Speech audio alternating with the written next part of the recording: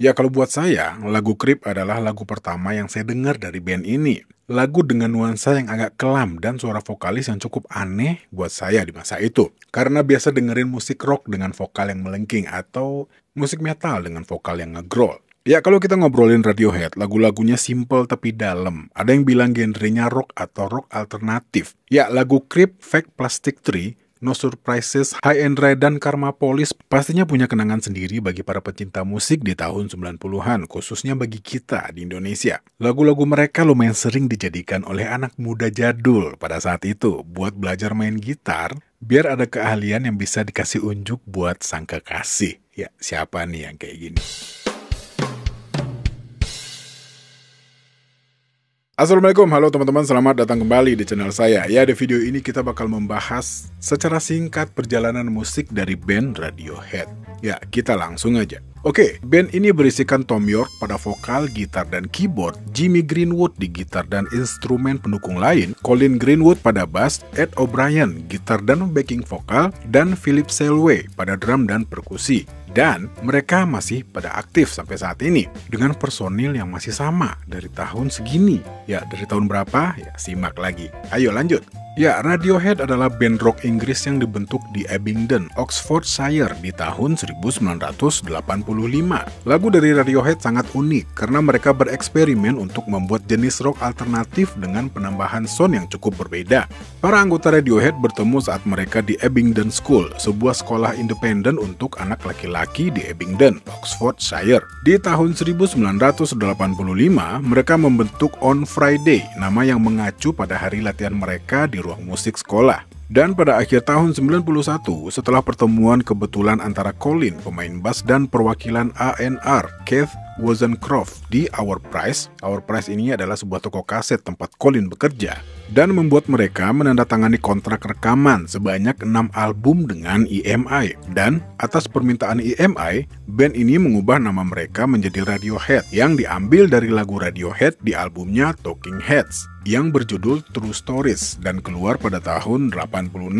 Dan Radiohead merilis album debut mereka, Pablo Honey, pada Februari tahun 93. Album ini mencapai nomor 22 di tangga lagu Inggris karena lagu Creep dan single lanjutannya Anyone Can Play Guitar dan Stop Whispering telah gagal menjadi hits. Dan pada tahun 1993, Radiohead mulai menarik pendengar di tempat lain, dan Creep mulai diputar di stasiun radio AS dan naik ke nomor 2 di tangga lagu Rock Modern AS. Pada saat Radiohead memulai tur Amerika Utara pertama mereka pada bulan Juni tahun 93, video musik untuk Creep diputar di MTV. Lagu ini mencapai nomor 34 di tangga lagu Billboard di Hot 100, dan mencapai nomor 7 di UK Single Chart ketika EMI merilisnya kembali pada bulan September. Dan setelah sukses dengan album Pablo Honey, Radiohead mengeluarkan album The Bands pada Maret tahun 95. Dan dimulai pada tahun tersebut, Radiohead dikenal di berbagai tempat dan terbentuklah para kelompok-kelompok penggemar band ini alias fans mereka. Musik mereka mendominasi lagu dan media saat itu, dari lagu High and Dry, Fake Plastic Tree, Just, dan The Spirit dalam kurung Fade Out, yang menjadikan mereka sebuah band yang sangat sukses. Ya, The Bands muncul di banyak daftar publikasi album terbaik sepanjang masa, termasuk ke dalam 500 album terbesar sepanjang masa, edisi tahun 2012 milik Rolling Stone yang berada di posisi 111. Dan di tahun 97, band ini mulai membuat album ketiga yang berjudul OK Computer di bulan Mei. Mereka bereksperimen dengan struktur lagu dan menggabungkan pengaruh ambient, avant-garde, dan elektronik, dan membuat Rolling Stone menyebut album itu sebagai tour de force dari art rock yang menakjubkan. OK Computer masuk dalam daftar album Inggris terbaik. Dan di tahun yang sama, Radiohead menjadi salah satu band pertama di dunia yang memiliki situs, ya, dan mendapatkan fans online yang setia. Dalam beberapa tahun, ada lusinan situs penggemar yang didedikasikan untuk mereka. Grant Gee, sutradara dari video klip No Surprises, memfilmkan mereka dalam sebuah tur untuk film dokumenter Meeting People is Easy. Film ini menggambarkan ketidakpuasan band dengan industri musik dan pers, dan menunjukkan kelelahan mereka dalam tur. Dan sejak dirilis, OK Computer sering diakui sebagai album yang terpenting di dekade tahun 90-an. dan era dari generasi X, dan salah satu album terbesar dalam sejarah musik. Radiohead menyatakan menjadi bagian dari genre rock progresif, tetapi para kritikus membandingkan karya mereka dengan Pink Floyd yang merupakan bagian dari awal 70-an yang mempengaruhi bagian gitar Jonny Greenwood pada saat itu. Di awal tahun 99, Radiohead mulai mengerjakan album berikutnya. Meskipun kesuksesan OK Computer menandakan tidak akan ada lagi tekanan dari label, namun ketegangan tetap tinggi. Anggota band memiliki visi yang berbeda buat masa depan Radiohead, dan Thom Yorke mengalami kesulitan dalam menulis lagu yang mempengaruhinya ke arah penulisan lagu yang lebih abstrak dan terfragmentasi. Radiohead sempat mengasingkan diri di Godrich di studio di Paris, Copenhagen, dan Gloucester, dan di studio baru mereka di Oxford. O'Brien membuat buku harian online, melaporkan kemajuan mereka, dan setelah hampir 18 bulan, sesi rekaman Radiohead selesai di April tahun 2000, dan album keempat mereka, Kid A, dirilis pada Oktober tahun 2000. Album ini berbeda dari OK Computer. Kid A menampilkan gaya minimalis dan bertekstur dengan instrumentasi yang lebih beragam, termasuk ketukan elektronik terprogram, string, dan ornamen-ornamen jazz. Ya, album ini didebut di nomor 1 di banyak negara, termasuk Amerika, di mana hal ini menjadi album Radiohead pertama yang debut di puncak tangga lagu Billboard, dan album nomor 1 pertama di Amerika oleh artis Inggris sejak kehadiran Spice Girl di tahun 1996.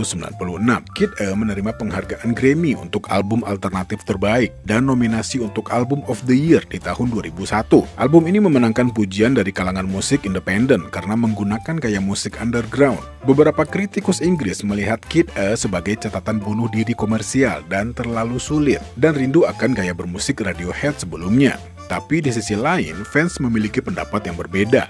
Ada yang terkejut atau bingung, namun banyak pula yang melihatnya sebagai karya terbaik dari band ini. Dan album ini dijuluki sebagai salah satu album terbaik sepanjang masa oleh Time dan Rolling Stone. Pitchfork dan Time menamakannya album terbaik pada dekade itu. Dan album kelima mereka, Amnesiac, dirilis di tahun 2001. Terdiri dari track tambahan dari sesi pembuatan album Kid A sebelumnya, termasuk lagu Live in a Glass House yang menampilkan Humphrey Lyttelton Band. Radiohead mengatakan bahwa mereka melihat Amnesia bukan sebagai kumpulan B-side atau outtracks dari Kid A, tetapi sebuah album tersendiri. Album ini menduduki puncak UK Album Chart dan mencapai nomor 2 di AS dan dinominasikan untuk Grammy Award dan Mercury Music Prize. Ya, band ini mulai mengerjakan album ke-7 pada Februari tahun 2005. Mereka mencoba untuk tidak melibatkan Godrich, tapi Radiohead menyewa produser yang bernama Spike Stan. Tetapi, kolaborasi itu tidak berhasil, dan pada akhirnya, di tahun 2006, setelah tur berkeliling Eropa dan Amerika Utara dengan materi baru, Radiohead mengajak kembali Godrich dan kembali bekerja di London, di Oxford, dan pedesaan Somerset, Inggris. Rekaman berakhir pada Juni tahun 2007 dan diselesaikan pada bulan berikutnya. Dan di tahun 2007, EMI diakuisisi oleh perusahaan ekuitas swasta, Terra Firma. Dan di sisi lain, Radiohead kritis terhadap manajemen baru dan tidak ada kesepakatan baru yang mereka setujui. The Independent melaporkan bahwa EMI telah menawarkan Radiohead uang muka sebesar 3 juta pound sterling, tetapi menolak untuk melepaskan hak atas katalog musik band. Seorang juru bicara EMI menyatakan bahwa Radiohead telah menuntut uang dalam jumlah yang luar biasa. Manajemen Radiohead sendiri dan Thom Yorke merilis pernyataan yang menyangkal bahwa mereka telah meminta uang muka yang besar, tapi sebaliknya menginginkan kendali atas katalog musik mereka. Dan akhirnya Radiohead merilis album sendiri, ya album ke-7 mereka yang berjudul In Rainbows, melalui situs mereka pada tanggal 10 Oktober di tahun 2007 sebagai unduhan untuk jumlah berapapun yang diinginkan oleh para pengguna, termasuk 0 pound sterling. Dan reaksi media pada saat itu positif, dan Radiohead dipuji karena menemukan cara baru untuk terhubung dengan penggemar. Namun, di satu sisi menuai kritik dari musisi seperti Lily Allen dan Kim Gordon yang merasa itu merupakan tindakan yang kurang sukses. Ya, tapi whatever lah. Ya, kita lanjut lagi. Dan In Rainbows telah didownload sebanyak 1,2 juta kali pada hari peluncurannya. Colin Greenwood menjelaskan rilis internet sebagai cara untuk menghindari daftar putar yang diatur dan format kaku dari radio dan TV, memastikan penggemar di seluruh dunia dapat menikmati musik pada saat yang sama, dan mencegah kebocoran sebelum rilis fisik. Dan versi fisik album In Rainbows dirilis di Inggris pada akhir akhir Desember tahun 2007 melalui XL Recordings dan di Amerika Utara pada Januari tahun 2008 melalui TBD Record dan mencapai nomor 1 di Inggris dan Amerika Serikat. Radiohead merilis album ke-8 mereka, The King of Limbs, pada 18 Februari tahun 2011 sebagai download dari website mereka. Dengan rekaman yang berlarut-larut dan rock yang lebih konvensional dari In Rainbows, Radiohead mengembangkan The King of Limbs dengan mengambil sampel dan mengulang rekaman mereka dengan turntable. Diikuti dengan perilisan detail pada bulan Maret melalui XL dan edisi spesial newspaper album pada bulan Mei. Dan The King of Limbs terjual sekitar 300.000 hingga 400.000 eksemplar melalui situs web Radiohead. Edisi retail memulai debutnya di nomor 6 di US Billboard 200 dan mencapai nomor 7 di UK Album Chart. Dinominasikan untuk 5 kategori The Penghargaan Grammy ke-54. 2 lagu yang tidak disertakan di The King of Limbs diantara lain ada Supple Collider dan The Butcher. Lagu ini dirilis sebagai single double A-side untuk Record Store Day di bulan April. Dan untuk membawakan materi The King of Limbs yang kompleks secara ritme, Radiohead meminta drummer kedua yang bernama Cliff Dimmer yang pernah bekerja dengan Portishead dan Get the Blessing dan bergabung dengan Radiohead pada tur-tur berikutnya. Dan pada tanggal 16 Juni tahun 2012, 1 jam sebelum gerbang dibuka di Downsview Park, Toronto untuk konser terakhir tur Amerika Utara Radiohead, atap panggung runtuh,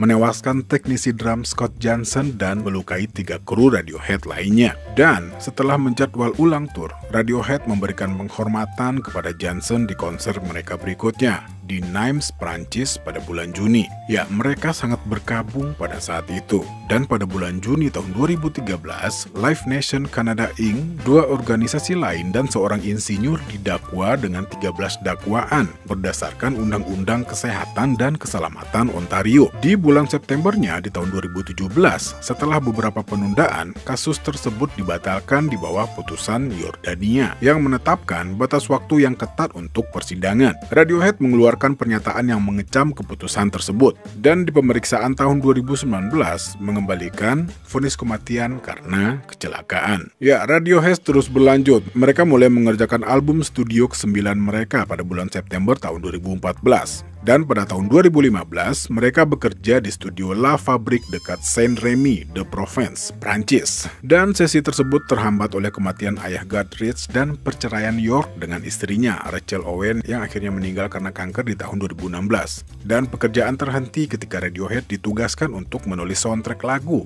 untuk film James Bond di tahun itu yang berjudul Spectre. Namun sayangnya lagu mereka Spectre ditolak dan Radiohead merilisnya di situs streaming audio SoundCloud pada hari Natal tahun 2015. Dan album ke-9 Radiohead, A Moon Shaped Pool, dirilis pada Mei tahun 2016 di situs web Radiohead dan toko musik online, diikuti oleh versi retail pada Juni melalui XL Recordings. Dan pada bulan Juni tahun 2017, Radiohead merilis ulang tahun ke-20 OK Computer, OK Not OK, 1997 and 2070 yang terdiri dari versi remaster dari album B-side dan materi yang belum pernah dirilis sebelumnya. Radiohead mempromosikan penerbitan ulang dengan video musik untuk lagu baru I Promise, Man of War, dan Live. OK Not OK memulai debutnya di nomor 2 di UK Album Chart, didorong oleh penampilan mereka di festival Glastonbury pada minggu itu, dan mencapai nomor 23 di Billboard 200 AS. Dan sejak tahun 2018, Radiohead belum pernah melakukan tur, sedangkan semua personil mereka sendiri sibuk masing-masing menjalankan solo karir mereka. Namun mereka selalu membicarakan sesuatu.